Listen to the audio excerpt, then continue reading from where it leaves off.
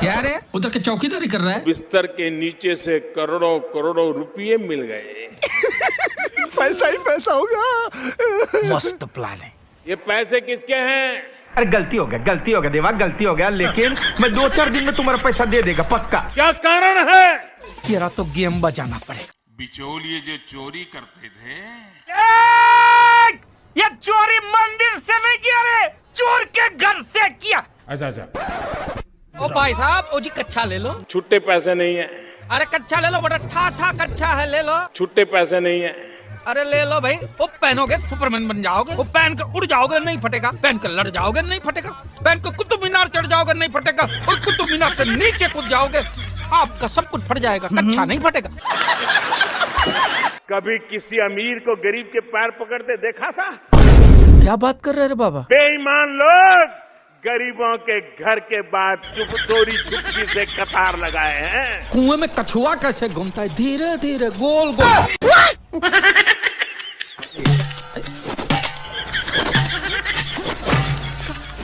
इस सज्जन को क्या तकलीफ है भाई? पैरों में सूजन रहती है इनको। तो वैद्य जी ने कहा है कि बर्तन में गर्म पानी में नमक डाल के पैर को सेकिए। अब इनके पास टाइम कहाँ रहता है, तो ऐसा ही पैरों में बर्तन को घुंघरू की तरफ पहन के घूमते रहते हैं। ये क्या तरीका है? मस्त जोक मारा रे, ये हंस रहे हलकट हंस। रामायण सीरियल के बाद ऐसी हंसी सुनने का आज सौभाग्य मिला है। ये 13 वजह से मेरा आत्महत्या करने का टाइम आ गया है। मुझे यहाँ किसानों को पानी पहुँचाना है। उठा के बाल्टी मारेगा, साला पानी नहीं मांगेगा। मैं गरीब जात का हूँ। हाँ, तो ये तुम्हारा समस्या है। गरीब मांगने वाला नहीं होता है, गरीब देने वाला होता है। हाँ तो 500 दिन 500 चलेगा।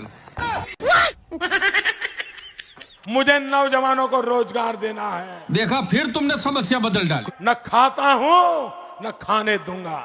फिर से आ गए रे बाबा, इधर जहर खाने का पैसा नहीं है तो जा रे।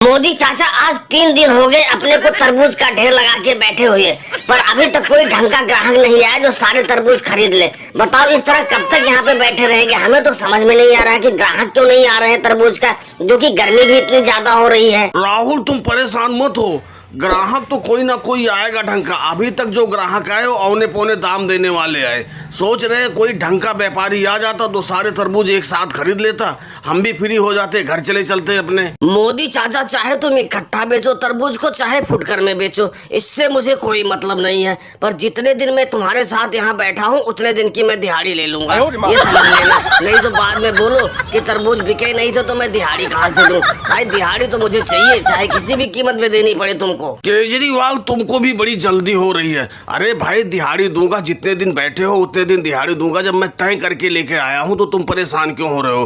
पहले मेरे तरबूज तो बिक जाने दो, ये शुभ मनाओ कि कोई ढंग का ग्राहक आ जाए जो सारे तरबूज इकट्ठा खरीद ले। मैं तुम्हें दिहाड़ी भी इकट्ठा दे दूंगा, तुम परेशान मत हो। केजरीवाल जी तुमको मोदी जी पे जरा सा भी विश्वास नहीं है? अरे भाई विश्वास करना सीखो, मैं भी तो पार्टनरशिप में काम कर रहा हूँ तरबूज का मोदी जी से, तो मुझे तो विश्वास है, तुम भी विश्वास करना सीखो, तुम्हारी दिहाड़ी मिलेगी। मोदी जी कोई व्यापारी आ रहा तगड़ा लग रहा है कि सारे तरबूज इकट्ठा खरीद लेगा, रेट थोड़ा ठीक ठाक करके देना। अरे भाई तरबूज किस भाव में दे रहे हो? तरबूज ठीक ठाक तो दिख रहे हैं, पता नहीं कच्चे हैं या कि पक्के हैं, लेकिन रेट अपना बताओ, ढंग का बताओ तो सारा तरबूज तुम्हारा इकट्ठा ही खरीद लेंगे। जेठ जी तरबूज में कोई कमी नहीं है, तरबूज सारे पके हुए हैं, हमने सारे तरबूज चेक करके ही तोड़े हैं खेतों से। और रही रेट की बात, अगर जो तुम इकट्ठा खरीदना चाह रहे हो तो मैं सही बताऊं आपको 100 रुपए पसेरी दे दूंगा। भाई 100 रुपए पसेरी तो बहुत महंगा बता रहे हो। अभी पीछे दुकान एक लगा रखा है, एक अखिलेश नाम का किसान है, वो तो हमें 90 रुपए पसेरी दे रहा था, लेकिन हमने नहीं लिया। अब तो मुझसे भी ज्यादा बता रहे हो, तो बताओ हम कैसे तुम्हारा तरबूज खरीद ले? सेठ जी जो तुम अखिलेश की बात कर रहे हो कि वो 90 रुपए किलो में तरबूज दे रहा है, तो पहले मैं बताऊं तुमको, अखिलेश के तो आधे तरबूज कच्चे होते हैं और आधे पके होते हैं, तो वो 90 क्या 70 में भी दे देगा अगर जो उससे तुम ले लोगे। लेकिन मेरे तरबूज की गारंटी है, मेरे तरबूज एक भी कच्चे नहीं है, सारे के सारे पके हुए हैं। वो बात तो तुम्हारी ठीक है, लेकिन फिर भी तुम्हारे तरबूज तरबूज के रेट ज्यादा है, कुछ कम कर लो तो दे दो, सारे तरबूज इकट्ठा ले लूंगा। ऐसा करो 80 रुपए पसेरी दे दो, सारे के सारे तरबूज दे दो हमको, अभी हम लोड करवा लेते हैं। सेठ जी रेट तो तुम बहुत कम लगा रहे हो, 80 रुपए तो बहुत कम है, लेकिन फिर भी मैं एक बार अपने पार्टनर से पूछ लेता हूँ कि इस रेट में बेचना चाहता है कि नहीं बेचना चाहता। अरे राहुल, सेठ जी तो 80 रुपए पसेरी दे रहे हैं, क्या करूँ, बेच दूं? मोदी चाचा, अगर जो सारे तरबूज इकट्ठे बिक रहे हैं तो बेच दो, कब तक हम यहाँ बैठे रहेंगे? ठीक है सेठ जी, मेरा पार्टनर भी कह रहा है बेच दो, तो ले जाओ आप 80 रुपए में सारे तरबूज ले जाओ। बुलाओ अपने लेबर को और लोड करे इसको। चलो साहब भैया, गाड़ी बुलवाओ और ये सारे तरबूज लोड करो उसमें, हमारा इनका सौदा हो गया। ये लो सेठ जी, पैसे पकड़ो, अब ये तरबूज हमारे हुए। सेठ जी गाड़ी तो मैं बुला दूंगा, गाड़ी तो अभी आ जाएगी, गाड़ी की कोई टेंशन नहीं है, पर एक बात पहले सुन लो, 50 रुपए कुंटल लगेंगे लोड करने के, इतना याद रखना, नहीं बाद में कहो कि इतने नहीं इतने दूंगा। और दोस्तों वीडियो पसंद आई हो तो वीडियो को लाइक और सब्सक्राइब करना ना भूलें। धन्यवाद। उठाइए ना, उठाइए ना। हेलो, कौन बोल रहा हो? मोदी मोदी मोदी। अच्छा।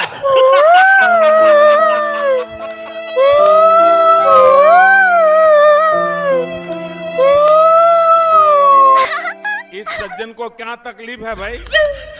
अरे मोदी जी, मैं बहुत परेशान हूँ। अच्छा, क्यों भाई? जियो, एयरटेल, वोडाफोन, आइडिया, इनकी कंपनी ने मोबाइल का बैलेंस का भाव बढ़ा दिया। कितना? अरे हमारा मोदी जी, एक रिचार्ज पर 25% बढ़ाई दियो।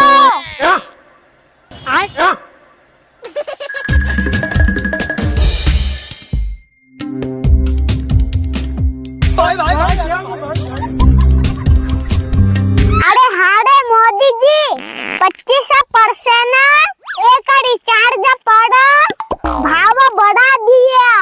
अरे मान लो मोदी जी, मुकेश अंबानी दादा ने तो उनका लड़का की शादी करी रही हो, डीजे मीजे बुलाए होंगे तो भाव बढ़ाया होगा। अच्छा। और मेरे को ये नहीं समझ में आ रहा, ये एयरटेल, वोडाफोन, आइडिया किसका नुक्ता पानी करने के लिए रिचार्ज का भाव बढ़ाया होगा।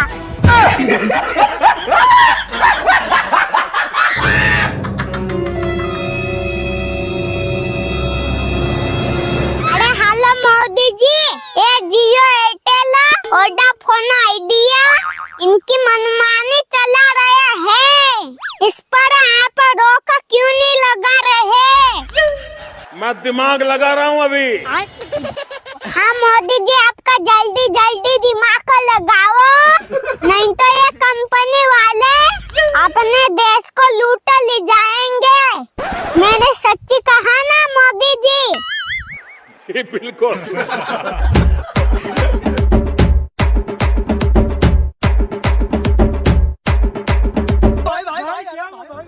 इन कंपनी हमको या तो भगा दो या तो फिर बैलेंस का रेट कम कराओ। देखो भाई। हाँ बोल हमारा दादा, कब तक बैलेंस का रेट कम कराओगे? सुबह 7 बजे से रात 9। अरे मोदी जी, सुबह 7 बजे से रात 9 बजे तक बैलेंस का रेट कम हो जाएगा। हाँ।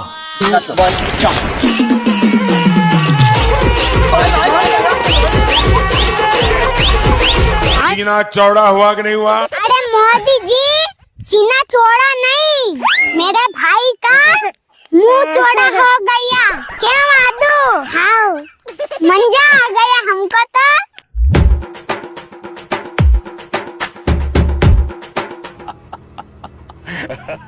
अरे मोदी जी, बैलेंस का रेट बढ़ गया तो हमारे देश की जनता परेशान हो गई।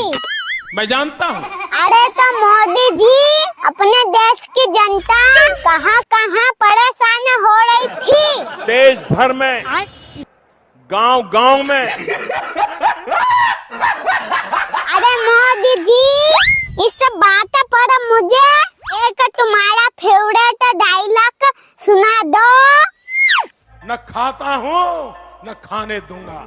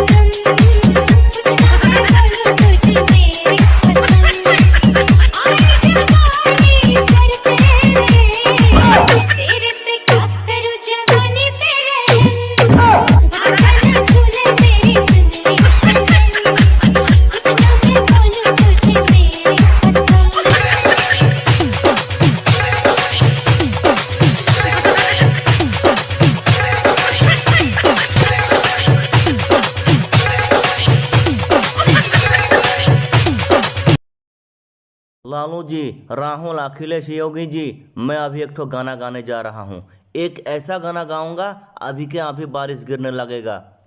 तो ये बात है मोदी जी, अभी के अभी बारिश आ जाएगा तो ठीक है, गाइए गाना। अरे बारिश की तो जरूरत थी और आपके गाने में अगर बारिश गिरने लगे तो इससे अच्छी बात और क्या हो सकता है। गाइए गाना मोदी जी।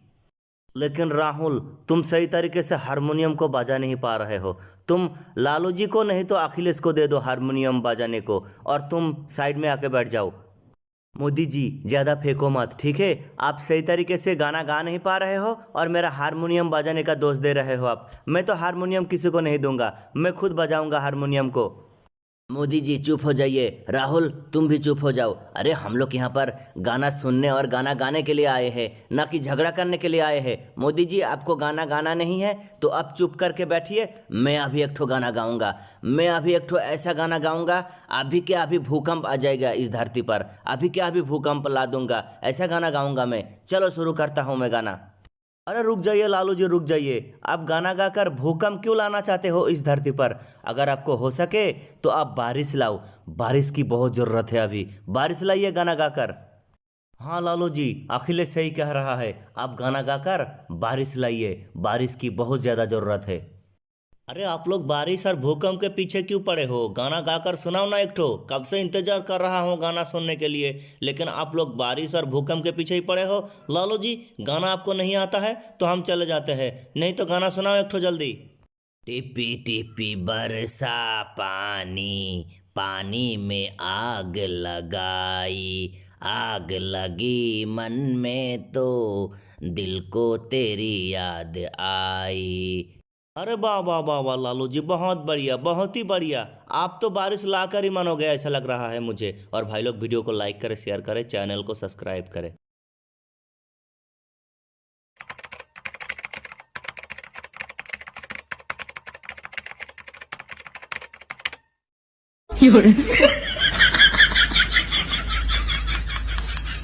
क्या रे उधर के चौकीदारी कर रहा है? बिस्तर के नीचे से करोड़ों करोड़ों रुपये मिल गए। पैसा ही पैसा होगा। मस्त प्लान है। ये पैसे किसके हैं? अरे गलती हो गया देवा, गलती हो गया। लेकिन मैं 2-4 दिन में तुम्हारा पैसा दे देगा पक्का। क्या कारण है? तेरा तो गेम बजाना पड़ेगा। बिचौलिए जो चोरी करते थे, ये चोरी मंदिर से नहीं किया रे, चोर के घर से किया। अच्छा। ओ भाई साहब, ओ जी कच्चा ले लो। छुट्टे पैसे नहीं है। अरे कच्चा ले लो, बड़ा ठा कच्चा है, ले लो। छुट्टे पैसे नहीं है। अरे ले लो भाई। वो पहनोगे सुपरमैन बन जाओगे। वो पहन के उड़ जाओगे, नहीं फटेगा। पहन के लड़ जाओगे, नहीं फटेगा। पहन के कुतुब मीनार चढ़ जाओगे, नहीं फटेगा। और कुतुब मीनार से नीचे कूद जाओगे, आपका सब कुछ फट जाएगा, कच्चा नहीं फटेगा। कभी किसी अमीर को गरीब के पैर पकड़ते देखा था? क्या बात कर रहे रे बाबा? बेईमान लोग गरीबों के घर के बाद चोरी चुपकी से कतार लगाए हैं। कुएं में कछुआ कैसे घूमता है, धीरे धीरे गोल गोल।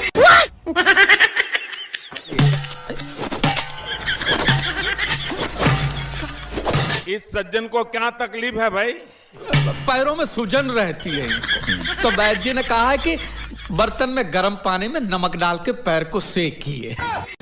अब इनके पास टाइम कहाँ रहता है, तो ऐसा ही पैरों में बर्तन को घुंघरू की तरफ पहन के घूमते रहते हैं। ये क्या तरीका है?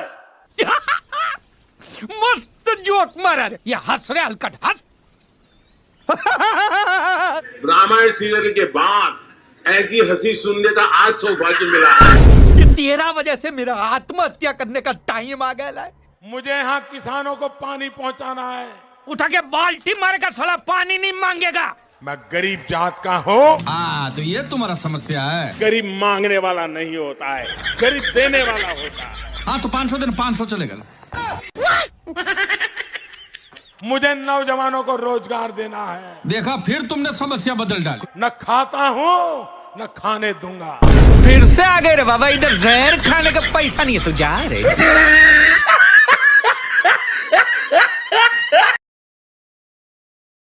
Let's go!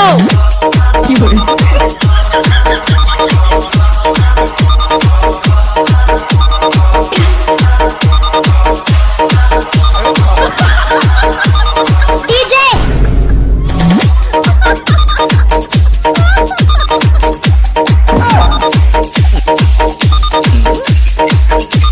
Stay alert!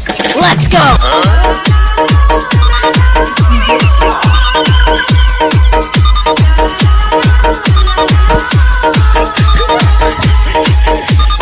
Search for vehicles. Gather around.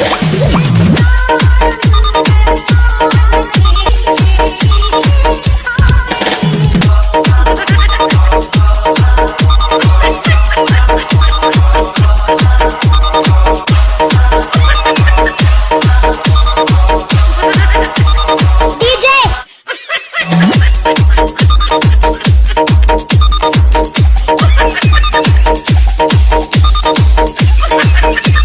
Stay alert. Let's go. प्रधानमंत्री जी, 2-3 छोटे छोटे ऐसे सवाल जो जनता बहुत जानना चाहती है। सबसे पहले मैं आपसे ये जानना चाहता हूँ कि आप इतने गैजेट फ्री कैसे बने, क्योंकि गैजेट वक्त के साथ बदलते हैं। क्या आप अपना इतना वक्त निकाल लेते हैं कि आप आईपैड के साथ ट्यून हो जाएं, जो नया स्मार्टफोन आ रहा है उसके साथ ट्यून हो जाएं? एक तो अभी तो मैं मुख्यमंत्री पद का तो अभी बना, लेकिन उसके पहले टेक्नोलॉजी के प्रति मेरी रुचि थी। अभी कुछ लोग जो पेन से लिखते हैं ना पैड में, शायद 90s में मेरे पास एक पैड था जिसमें मैं पेन से लिखता था, वो 90s में। अभी वो कॉमन हो रहा है, मैं उस समय उपयोग करता था। शायद देश में, शायद कोई हो सकता है, मुझे मालूम नहीं। मैंने पहली बार डिजिटल कैमरा का उपयोग किया था 87-88 में शायद, और उस समय बहुत कम लोगों के पास ईमेल रहता था। तो मेरे यहाँ विरमगाम तहसील में अडवाणी जी की सभा थी, तो मैंने वो डिजिटल कैमरा पर उनकी फ़ोटो ली। तब डिजिटल कैमरा इतना बड़ा आता था, मेरे पास था उस समय। मैंने फ़ोटो निकाली और मैंने दिल्ली को ट्रांसमिट की, और दूसरे दिन कलर फ़ोटो छपी। तो अडवाणी जी को बड़ा सरप्राइज हुआ कि दिल्ली में मेरी कलर फ़ोटो आज की आज कैसे छपी। कुछ भी दुनिया में डिजिटल कैमरा कब आया, दुनिया में आने के बाद भारत कब आया, दुनिया में ईमेल कब लॉन्च हुआ और भारत में कब लॉन्च हुआ। प्रधानमंत्री ने जब से एक इंटरव्यू में जवाब दिया है, 2019 के चुनाव का आखिरी चरण क्विज शो में बदल गया है। जितने भी लोग इस सवाल को लेकर टेंशन में थे कि कौन जीतेगा, बीजेपी को कितनी सीटें आएंगी, यूपी में महागठबंधन का क्या होगा, वे सारे लोग डिजिटल कैमरा कब आया यह पता लगाने में लग गए। यही नहीं, ईमेल कब लॉन्च हुआ इसकी भी खोज हो रही है। प्रधानमंत्री ने न्यूज नेशन नामक चैनल को दिए इंटरव्यू में कहा है कि शायद देश में हो सकता है, मुझे मालूम नहीं, मैंने पहली बार डिजिटल कैमरे का उपयोग किया था 87-88 में शायद, और उस समय बहुत कम लोगों के पास ईमेल रहता था। तो मेरे यहाँ विरमगाम तहसील में अडवाणी जी की सभा थी, मैंने डिजिटल कैमरे से उनकी फोटो ली। तब डिजिटल कैमरा इतना बड़ा आता था, मेरे पास था, उस समय मैंने फोटो निकाली और मैंने दिल्ली को ट्रांसमिट कर दिया। अब दूसरे दिन कलर छपी तो अडवाणी जी को सरप्राइज हुआ कि दिल्ली में मेरी कलर फोटो आज के आज कैसे छपी। चूंकि प्रधानमंत्री बटुआ नहीं रखते हैं तो डिजिटल कैमरा कैशलेस खरीदा होगा, क्योंकि तब बार्टर सिस्टम तो था ही। हिंदी में इसे वस्तु विनिमय प्रणाली कहते हैं, और ये आज भी है। गांव में हम लोग, बहुत से लोग, अभी भी लोग धान देकर आइसक्रीम खरीद लेते हैं। लेकिन तब क्या क्रेडिट कार्ड या डेबिट कार्ड आ गया था। अब इस तरह से आप प्रधानमंत्री के जवाब पर रिसर्च करेंगे तो उस युग में पहुंच जाएंगे जहां से लौटना मुश्किल हो जाएगा। जितना उन्होंने कहा है उतने का ही रिसर्च कीजिए, और इसलिए रिसर्च करना चाहिए क्योंकि प्रधानमंत्री की बात दूर दूर तक पहुंचती है, लोग उनकी बातों पर विश्वास करते हैं। अगर तथ्य सही नहीं रहे या गलत जानकारी या गलती से निकली जानकारी लोगों के दिमाग में तथ्य बनकर रह जाए, ये ठीक नहीं है। ऐसे ही स्कूलों की हालत अपने आप बहुत बुरी है, खासकर सरकारी स्कूलों में 5वीं का जो छात्र है वो दूसरी की किताब नहीं पढ़ पाता है, और विरोधी और ट्विटर पर जो खलियर लोग हैं वो खूब मजा ले रहे हैं, इस पर खूब तरह के कार्टून बन रहे हैं, मौज मस्ती हो रही है। लेकिन प्रधानमंत्री के विरोधी अहमद पटेल ने ट्वीट कर दिया और लिखा कि यहाँ जहां तक मेरी याददाश्त जाती है, भारत में पब्लिक इंटरनेट सर्विस 1995 में ही शुरू हुआ। मुझे नहीं पता कि 1987-88 में प्रधानमंत्री किसी और कैसे ईमेल भेज पा रहे थे। क्या तारीख को लेकर प्रधानमंत्री की जुबान फिसल गई? कई बार इंटरव्यू में बोलते वक्त चीजें गलत हो जाती हैं, ये हो सकता है। अच्छा होता प्रधानमंत्री ट्विटर हैंडल पर इसे क्लियर कर देते, जो कि लगता है नहीं किया है। प्रधानमंत्री भी विपक्ष को उलझाकर खुश हैं, लगता है कि कम से कम चलो डिजिटल कैमरा और ईमेल पर वो लोग चर्चा कर रहे हैं, फंसे हुए हैं, हम अपना कुछ और काम कर रहे हैं। 31 मार्च 1986 को राजीव गांधी की सरकार में विदेश संचार निगम लिमिटेड VSNL का गठन होता है। भारत में गांधी जयंती के दिन 1991 में VSNL ने ईमेल यानी इलेक्ट्रॉनिक मेल लॉन्च किया। 1991 में नरसिम्हा राव प्रधानमंत्री थे। 21 जून 1991 को ही उन्होंने शपथ ली थी। 24 फरवरी 1992 तक भारत में मात्र 100 यूजर थे ईमेल के, जिन्हें सब्सक्राइबर आप कह सकते हैं। मुंबई में 50 सब्सक्राइबर थे और दिल्ली में 25। जब कुछ संस्थाएं थीं रिसर्च की, जैसे Bhabha atomic research centre, Tata consultancy service, इस तरह के संस्थानों के पास ईमेल था। हमने ये जानकारी 24 फरवरी 1992 के टाइम्स ऑफ इंडिया से ली है। रिपोर्टर के नाम की जगह स्टाफ रिपोर्टर लिखा है। इस रिपोर्ट में VSNL ने कहा है कि हर महीने 25 नए सब्सक्राइबर जुड़ रहे हैं। सोचिए आज हम कैसे ईमेल खोलते हैं और बंद करते हैं। वैसे एक जानकारी और है, किसी भी ईमेल के साथ पहला अटैचमेंट मार्च 1992 में भेजा गया था। ये अटैचमेंट एक तस्वीर थी। भेजने वाले का नाम नथानियल बोरेनस्टाइन था, जबकि बकौल वो अमेरिका के, जबकि बकौल मोदी वो 87-88 में फोटो अटैच कर दिल्ली भेज चुके थे और आडवाणी जी सरप्राइज हो चुके थे। इस लिहाज से प्रधानमंत्री ने भी ईमेल होने की बात गलत बताई। 87-88 में ईमेल से कैसे अटैचमेंट भेज दिया, जबकि ईमेल आया ही 1992 में। आपने अभी एयर स्ट्राइक का जिक्र किया। मैंने खुद एक सेशन कंडक्ट किया था जिसमें पूर्व सेना के तमाम अधिकारी जो हैं, सेनाध्यक्ष, एयर मार्शल, सब तमाम लोग मौजूद थे। तो उन्होंने भी ये कहा कि भाई रिस्क पॉलिटिकल भी होता है। ऐसा नहीं है कि सिर्फ सेना काम कर रही है, पॉलिटिकल बैकिंग नहीं होगी तो काम नहीं हो सकता, तो आपको ड्यू क्रेडिट देना होता है। इसको लेकर अलग अलग मत हैं। लेकिन एक मैं आपसे पूछना चाहती हूँ कि जब पुलवामा हो गया और आपने निर्णय लिया कि हम एयर स्ट्राइक करेंगे, बदला लेंगे, आपके जहन में उस वक्त क्या चल रहा था? क्योंकि पाकिस्तान भी परमाणु शक्ति है, अनस्टेबल नेशन है, वो कुछ भी कर सकता है। तो कुछ डर था मन में कि भाई रिटेलिएट हो सकता है, कुछ गलत हो सकता है। अगर न्यूक्लियर ब्रिंक पर पहुंच गए तो क्या होगा? क्योंकि आए दिन धमकी देते हैं। पहली बात है तो हमारे सामने समस्या थी, उस समय वेदर अचानक खराब हो गया था, बहुत बारिश हुई थी, आपको याद होगा। मैं हैरान हूं, अभी तक देश के इतने बड़े पंडित लोग इतनी मुझे गालियां देते हैं, लेकिन उनका दिमाग यहाँ नहीं चलता है। तो 12 बजे, ये भी मैं पहली बार बोल रहा हूँ, मुझे हमारे अफसरों को क्या लगेगा मुझे मालूम नहीं। तो एक पल हमारे मन में आया कि इस वेदर में हम क्या करेंगे, क्लाउड है, जा पाएंगे नहीं जाएंगे। तो बाय एंड लार्ज ओपिनियन ही आया एक्सपर्ट्स का कि साहब डेट बदल दे तो क्या।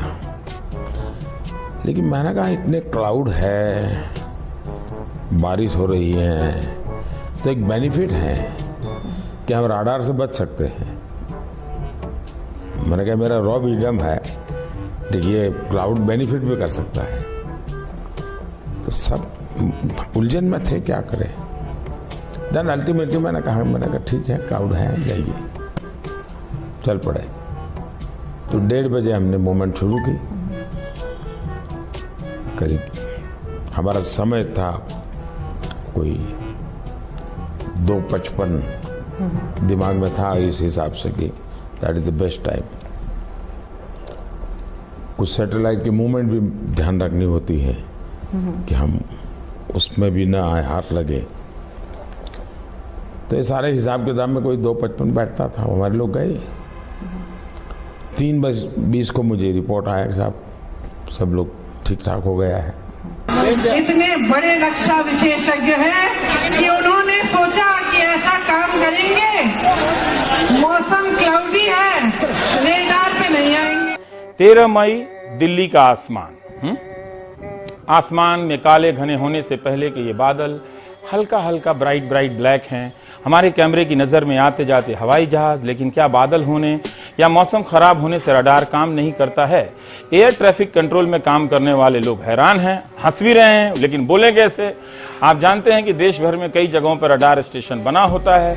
रडार स्टेशन से लगातार इलेक्ट्रोमैग्नेटिक तरंगे आसमान की तरफ जाती रहती हैं और वहां मौजूद ज्ञात अज्ञात चीजों से टकराकर वापस लौट आती हैं, जिसे हम टारगेट कहते हैं। इलेक्ट्रोमैग्नेटिक तरंगे लाइट स्पीड की गति से चलती हैं। इससे होता यह है कि जहाज का लोकेशन पता चल जाता है, पता चलता है कि कोई टारगेट आसमान में है, कितनी दूरी पर है और कितने एंगल पर है। प्राइमरी रडार से इतना ही पता चलता है, ये नहीं पता चलता कि विमान कौन सा है, मगर उससे अधिक क्षमता वाले रडार से पता चल जाता है कि विमान दिखने में कैसा है, किसका है। रडार अलग अलग प्रकार के होते हैं, ये भी आप जान लें। मिडिल स्कूल के जितने भी छात्र हैं अलग अलग रेंज के होते हैं। मेरी यह जानकारी बेसिक है, आप दर्शक जो भी इसमें खोट निकालेंगे मैं सुधार करने के लिए तैयार हूं।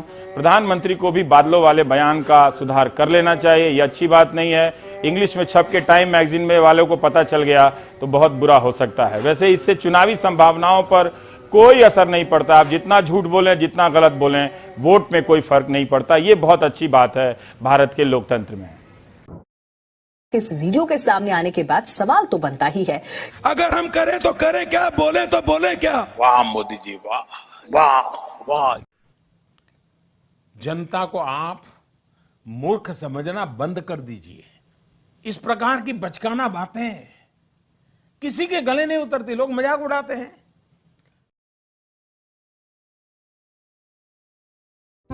अगा मोदी भाऊ, झाला काका चाय घेऊन पिऊन? हो बे बंड्या, आताच पेलो बे चाय. अगा मोदी भाऊ, मग तिकडचा कसा काय हालचाल? काही नशिबी बंड्या, सगळं थंडावला तिकडचा हालचाल. लवळा या वर्षी निवडून येतो का नाहीये का? कसा निवडून येशील का तू? आता निवडणूक येतात तर मस्त लोकांना आरक्षण देऊन राहिलास तू. एवढे दिवस घरी झोपला होतास तू. झोपलो की नव्हतं मी, काही म्हणतेस का बे तू? हा, तर तू शेटाव पडत असेल घरी. पहिले मस्त नोटा बंद करून टाकलास, पेट्रोलच्या किमती वाढवलास, स्वयंपाकचा गॅसही वाढवलास, लोकांना एवढा कातावलंच आहेत तुला. अबे तर बंड्या, आता सस्ता केलो तरी बे. आता सस्ता करून काहीच नाही भेटे मोदी भाऊ. जो काही करायचा होता ना तो पहिलेच पासून करायचास. अबे पहिले पासून लोकांना सहकार्य करत आहे तरी बे. बुडग्या बाडग्याले 600 रुपये महिना भेटत होता, त्याचा 1000 रुपये केलो तरी बे. आणि आता निवडणूक आहेत म्हणून 1500 तू केलास का ना? अबे प्रत्येक गावी राशन मध्ये आनंदाचा शिधा दिलो. तू आता देऊन राहिलास का भाऊ? 2 वर्षही नाही होत वाटते ना. आता कंट्रोल 5 वर्ष फुकट करून टाकलास. आता निवडणूक आहेत म्हणू नका का? अबे शेतकऱ्याला दरवर्षी 6000 रुपये जमिनीचे देतो. घे, मोठा उपकारच नाही केलास ना. आम्ही इकडे मोठ्या मोठ्या शहरात गेलो तर टोल नाक्यावर मस्त पैसे घेताय का तुम्ही तर? अबे तर बंड्या, तो सरकारचा काम आहे पहिलेपासून. अगं आता मोदी भाऊ, तुझ्या येवाच्या पहिले कमी देवा लागा. आता तू आलास तर सगळ्या गोष्टीच्या किमती वाढवूनच टाकला. जागोजागी ट्रॅफिक पोलीस वालेच राहतेत. भाऊ हेल्मेट दाखव, लायसन दाखव, गाडीचा इन्शुरन्स दाखव, पेपर कोटी आहेत, हे कागदपत्र नाही घेऊन राहिले तर झाला 100 रुपये द्यावा लागते, 1000 रुपये द्यावा लागते, 5000 रुपये द्यावा लागते. त्याच्यातून तू कमिशन खात असेल ना का मोदी भाऊ तू? नाही बे, तो सरकारी काम हो. मग तू कोण होस गा? तू तर सरकारी माणूस होस ना गा? फक्त जनतेची गुबी मारायला पाहिजेस. मी कायची लवड्याची गुबी मारतो बे त्याची? मी त्याच्या भल्यासाठी करतो तरी बे. शेटा करतेस का तू मोदी भाऊ? तुझा फक्त तोंड बोलते का? कोणत्याही लवडा मस्त योजना काढतेस, हे फॉर्म भरा, तो कार्ड काढा आणि मस्त फुकट निघते म्हणतेस. आणि इकडे नेट कॅपीवाला मस्त पैसे घेते आणि त्यातून बोलतेस, भाई और बहनों, आपकी जिंदगानी का अब मैं पूरा ख्याल रखूंगा, टेंशन लेने का नहीं. अबे बंड्या, जो मैं बोलता हूँ ना वो मैं करके दिखाता हूँ. माहितच आहे किती काम करतेस तू तर. काऊन बे बंड्या, प्रत्येक गावात फुकट राशन दिलं तरी बे तुम्ही मस्त मस्तेला होत्या. मस्त विका. मोदी भाऊ फुकट देते ना, देते तवर एक विका. मस्त दिलो जवर एक दिलो आणि घेदारीला बंदच करून टाकलो का नाही? आता सगळा कमी केलो का नाही? तर आता सगळं जण चिमलबडवानी राहतेत. मग कायला भोकाला बंद केला? पहिलेपासून कमीच देवाचं असलं. एवढा एका पोळ्या खावायला गहू शेत, फक्त एका माणसाला 1 किलो देतेस तू ना. चांगली गुबी मारतेस तू तर आमची. रे बंड्या, थोडीशी गुबी मारत जावं लागते, तवर हे लोक दुरुस्त होते. कायचं भोकाचं लोक इकडे दुरुस्त होते का? बलात्कारचा प्रकार किती वाढला तर तुला माहित नसे का? तुला माहिती कसं राहील का मोदी भाऊ? तू इकडे या देशात राहतेस कोणी, तू तिकडे बाहेर देशात फिरायला जाते. तुझी लवरगी नसेल ना रे तिकडं? कोटची बे बंड्या लवर, या जमान्यात एकही पोरगी नसे पिवर. म्हणून मोदी भाऊ तू बाहेर देशात जातेस का काम करायला? काही नको म्हणू तू लवड्या. अगं पण तू मोदी भाऊ ते एक नवीन स्कीम आणलास ना ग, आयुष्यमान भारत, जे लवडई का आमची अजून येवायचे 5 लाख मोफत इलाज म्हणतेस ना. लोकाला लवड्यात एकही भेटही नाही. काही लोकाला भेटते ना, काही लोक लवड्या काटावरच राहते. अबे तर बंड्या त्या डॉक्टरला माझं नाव सांगायचं होस, मोदी भाऊ नाही स्कीम आणलं म्हणा असं म्हणलास नाही का तू? शेट ऐकते तुला, तू लवडई का भारताला पूर्ण बर्बाद करून टाकलास ना, अजून म्हणतेस मोदी की गॅरंटी, कोई नाही देगा मेरे जैसी वारंटी. अबे बंड्या आहे माझी नवीन स्कीम हो. प्रत्येक गावी नळायला पाणी येईल, सलाबचं प्रत्येक गावी घर येतील, गॅस दिलो फुकट, महिलांसाठी बस फुकट. अबे देश में एक गारंटी चलती है, वो भी मोदी की गारंटी. अगं तू किती काही नवीन आरक्षण आणशील, किती काही नव्या स्कीम आणशील, त्या तुझ्या एकही नाही चालत. त्या पुऱ्या नका फुसकी आहेत फुसकी. आणि पूर्ण भारताला विकसित करीत म्हणतेस, आणि बायकाला बस फुकट ना, माणसाला पैसा नाही घ्यावा लागता. कोणता नियम आणलास का तू तर? अबे तर बंड्या महिलाला पहिले प्राधान्य आहे. अगं तर तू मग त्या काही माणसाला आरक्षणात देते, मग तुला ते लवडा निवडून तरी कसा देतील? तू लवडा झाला यावर्षी नाहीच वाटते निवडून. असा कसा नाही येईन? अगं त्या निवडणुका पाहून तुम्ही आरक्षण देऊन राहिला का तुम्ही? त्या अंबानी, अडानी, टाटा त्याला तर मस्त सपोर्ट करता का तुम्ही तर? अबे तर ते मोठं माणसं हो, त्यासोबत राहावं लागते. पैसा घेऊन काम पडला तर ते लोनही देऊ शकते. 5 वर्ष तुम्हाला पोसू शकते बेटे, त्याकडे एवढा पैसा आहे बे. पैसा आहे म्हणून त्याकडे तू काही करशील का? त्या पेटीएमला काय तू भोकायला बंद केलास? अबे तर त्या अंबानीना तो आता खोलतो म्हणलं का नाही बे आपला जिओ पे, म्हणून आता तो पेटीएम कंपनी त्याला देऊन येईन म्हणला मी. तू तर चांगला चालू लवडास का मोदी भाऊ, सगळ्या गोष्टी त्या लवडा टाटा अंबानी त्याच्याच घरात नेऊन बसव. नाही इकडे भारतात तू प्रायव्हेटायझेशन करतस, काय भोकाला प्रायव्हेटायझेशन तू करतस? अबे तर प्रायव्हेटायझेशन केलं तर आपला भारत विकसित होईल ना बे. चेटावते विकसित भारत, भारत पूर्ण बर्बाद होऊन जाईल. असा कसा बर्बाद होईल बे? अबे जब तक है मोदी तब तक भारत नहीं होगा बर्बाद. अगं भारत बर्बाद होईल ना तर तुझ्या पायच होईल का भारत पूर्ण बर्बाद? अगं त्या आता जवान पोराच्या तू भरत्या बंद करून टाकलास, त्या जवान पोराच्या भरत्या काढणार का? अगं ते जवान पोरा तुला ओढ देतील, तू निवडून येशील. अगं मोदी भाऊ तुझा आता दिमाग चालत नसे वाटते. आता तुझी दाढी पिकली, तू बुडगाय झाला, तुझं वरचं केसाय पिकलं म्हणून तू त्या अंबानी कडकीन गाडून धुवायला जातेस वाटते. त्या मोठ्या माणसाकडे जावाच लागते, तुम्हासाठी जावं लागते. मला भडवेवा तुम्ही निवडून ना दे म्हणते तर मला. हो तुला निवडून देतून तू स्वप्नच पाहत राह. मोदी भाऊ तू निवडून की नाला तुला लोक का म्हणतील? अगं मोदी भाऊच्या फोदा ना तो आता घरी बसून टाकते गोदा. बंड्या तू आता जास्त माजलाच वाटते.